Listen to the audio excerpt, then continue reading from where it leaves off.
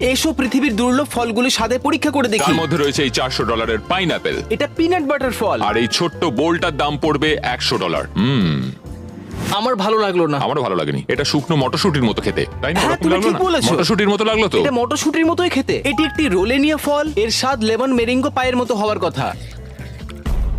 যদি বলো এটা আগেরটার থেকে ভালো তাহলে হ্যাঁ, কিন্তু হ্যাঁ। এটা খেতে ভালো না। এখন আমাদের কাছে বুদ্ধার হাত রয়েছে। এটা বিশ্বের প্রাচীনতম লেবু জাতীয় ফল।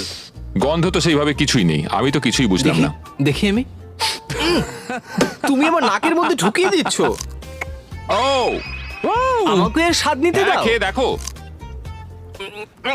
আমি এখন বুদ্ধার হাত খাচ্ছি, ওর আঙুলগুলো আমার মুখের ভেতর রয়েছে। এটাকে দিতে পারি 10-এর মধ্যে 4। মেলান কোপ্তা।